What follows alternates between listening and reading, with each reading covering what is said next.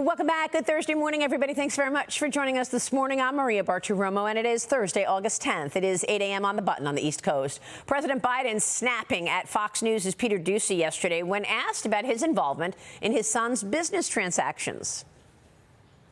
There's this testimony now where one of your son's former business associates is claiming that you were on speakerphone a lot with them talking business. Is that what? Never talk business with anybody. And I knew you'd have a lousy question. Well, why is that a lousy question? Because it's not true. This as the House Oversight Committee released new Biden family bank records showing that the Bidens took in at least $20 million from countries such as Russia, Kazakhstan, and Ukraine. The GOP memo shows a day after a Kazakhstani businessman sent Hunter more than $142,000. Hunter then bought a Porsche for the exact same amount of money.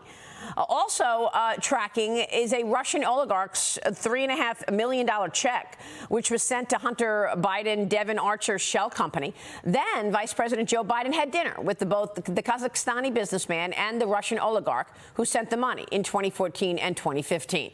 Joining me right now is Kentucky Congressman, Chairman of the House Oversight Committee, himself, James Comer. Mr. Chairman, always a pleasure. Thanks very much for being here this morning. Good morning, Maria. You released new information this week. Can you walk us through what was most important from your standpoint in terms of this new data dump? Well, we found more bank records that show the Bidens continue to rake in millions of dollars from our adversaries around the world, much of it while Joe Biden was vice president. Remember, just a few months ago, the president and the media were telling us that, number one, no money ever transferred to Biden while Joe Biden was vice president. That was false, and false in a big way. Said that his family never received money from China. That was false. We've proven that false with their bank records. And he said he never communicated with any of the people who were wiring his family the millions and millions of dollars. And that was probably the biggest lie of all, Maria. That's what we proved with the Devon Archer transcribed interview. Joe Biden communicated with every single person that sent his family money, even going so far as to having dinner with them. And that's just what we know about. I think that as we bring in more people who were in on the fight, the influence peddling schemes, I think we'll find more communication with Joe Biden. But we've already found more than enough to prove that he has lied to the American people over and over again. Well, I mean, the money that the family has apparently taken in from China and Russia are particularly concerning, given that he is in charge of policy. I mean, we've been sending Ukraine, tens of billions of dollars now for so long, ever since Russia invaded Ukraine. And the Ukrainian prosecutor general, who replaced Viktor Shokin because of pressure from then Vice President Joe Biden, reportedly had ties to both Hunter Biden and Burisma, lobbyists. The Washington Examiner is reporting that State Department emails show the Obama administration's believed Burisma's chief executive had almost certainly paid a bribe to Shokin's predecessor to shut down an investigation, Congressman. What can you tell us about this, and can you tie this to policy decisions that Joe Biden is making? Well, certainly when you look at as I've mentioned before, 6 policy decisions Joe Biden made that we feel were made because of money that his family took in. Firing the prosecutor in Ukraine is at the top of the list. Look, he's already admitted he did it. He bragged about it. That's on video. We know from the testimony from Devon Archer a few weeks ago that the Burisma executives were pressuring Hunter Biden to call D.C. to do something about this prosecutor.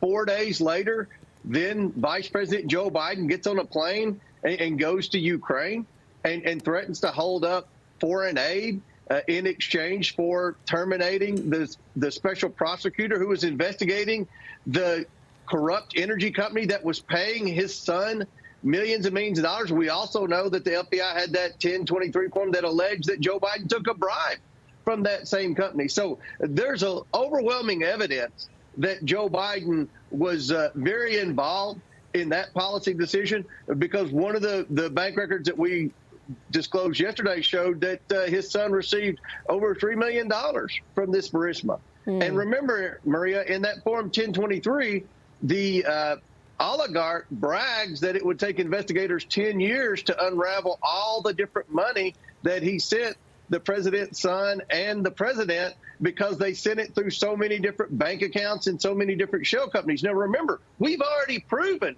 that the Biden family has at least 20 shell companies. Even the money that was sent from the Kazakhstan to Hunter Biden for the car was sent to a shell company. I mean, this is a pattern that the Bidens have done to hide the source of the revenue and then to deceive the IRS so they wouldn't pay taxes. If it's not bad enough that the president's family has been involved in a pay-to-play scheme, on top of everything else, they didn't pay a penny of taxes, according to the IRS whistleblowers, on the over $20 million that they received from our enemies around the world. Unbelievable. Have you presented all of this to Joe Biden? Have we gotten any answers from Joe Biden? I mean, he has said many times, including to Peter Doocy, that he has no knowledge of any of these transactions or business deals, never talked business with Hunter Biden.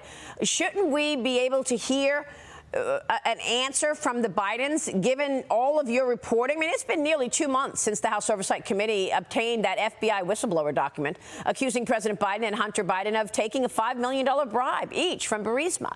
Newsbusters is now reporting that ABC, CBS, and NBC have not spent a single second covering this explosive allegation that, in fact, a sitting vice president accepted a bribe from executives of Burisma. $5 million to Joe, $5 million to Hunter. Congressman, are you going to present this with Joe Biden and ask for answers? Are you going to subpoena Hunter Biden? They had Don Jr. under oath during the Trump administration, and they asked him all sorts of questions about what we understood at the end of the day to be a lie about Russia collusion.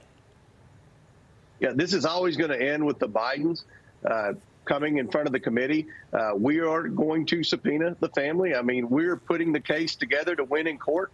Obviously, with all the opposition and obstruction we're getting from the Biden attorneys now, we know that this is going to end up in court when we subpoena the Biden. So we're putting together a case, and I think we've done that very well. We've shown the bank records. If I had subpoenaed Joe and Hunter Biden the first day I became chairman of the committee, it would have been tied up in court, and the judge would have eventually thrown it out, because at that time the narrative was, well, they never took any money while he was vice president. He never had any communication with his business associates, and the money never came from China. We've had to go every step of the way and prove the media narrative was wrong, and the vice president and the current president lied. We have caught Joe Biden in so many lies, I can't even count the number of lies now. So we have put together a case that I think would stand up in any court of law in America, and we hope to hear from the Biden soon. But I wish the media would ask the president, what exactly did your family do to receive this $21 million that the House Oversight Committee has proven?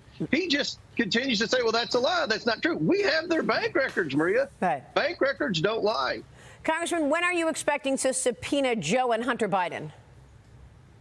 Well, we want to talk to about 3 or 4 more associates first. We've been communicating with a couple of them. We're trying to bring them in just like we did Devin Archer for a transcribed interview. If they don't come in voluntarily, then they'll be subpoenaed. So this is taking a lot longer. But if you look at how the special counsel, Durham or other special counsels conducted investigations, I think our committee is going a whole lot faster than any other congressional committee in history and any other special counsel. Yeah. This is a complicated case, and we're being obstructed every step of the way by the Department of Justice, by the FBI, by the Secret Service, by the IRS, and by the Biden family attorneys. Wow. But that's not stopping us. We continue to produce evidence about every 2 weeks. Well, we would not know any of this without your work. So thank you for exposing all of this. Have you been able to identify more policy decisions that Joe Biden made to placate these foreigners for giving him money? I mean, I'm trying to get to the fact of what exactly he's being paid for. And I understand it may be in some cases that it's just influence. You know, him writing a letter to Devin Archer saying, oh, I'm sorry I couldn't get to you sooner. I had to, host the president of China in that letter that he sent to Devin Archer. But thanks for working with Hunter. Great to see you. Hope you enjoyed the lunch. There's the letter right now on fancy vice presidential stationery. What are the decisions that he made that perhaps he got paid for in addition to the Shokin prosecutor firing? Well, one of the documents that we released yesterday showed a $3.5 million payment from a Russian oligarch. And then when Russia invaded Ukraine, the president was quick to put sanctions on all the Russian oligarchs except one, the one person who sent his family $3.5 million. So that would be hard to explain. We would like to ask the president why he didn't put the sanctions on the wife of the former mayor of Moscow who sent his son $3.5 million. Wow. And we cited that bank transfer in our memo yesterday. That's a pretty big decision that I believe you could make a strong argument Maria was made because his family took the money. That's the only oligarch that was left off the sanctions list. Is there any defense for a sitting president? I mean, he could just stonewall you, right? I mean, is there any precedent that you're putting a sitting president under oath in a hearing? Do you think he actually come in and speak to you? It's very difficult. You know how hard the Democrats tried to get Donald Trump. So this is very difficult. This has been an uphill battle from day one. That's why our strategy was always to follow the money. I think the Biden lawyers thought we would go in and subpoena the Biden bank accounts on day one and they could tie it up in court. But what we did, we had identified the shell companies and we started subpoenaing the shell companies. So they've had to scramble.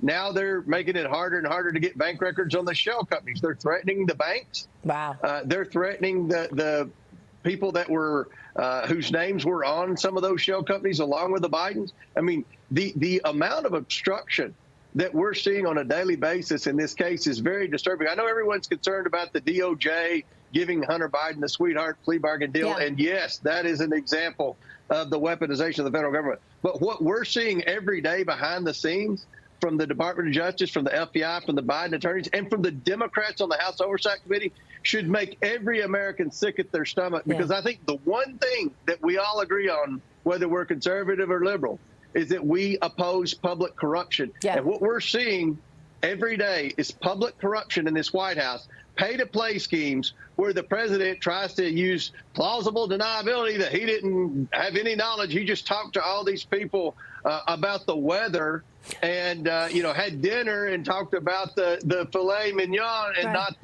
the policy. I don't think any American would believe that. Yeah, and that's why it was stunning to hear your colleague Dan Goldman make such a pronouncement the other day. Congressman, we're following your work very closely. We so appreciate your leadership here. Thanks very much.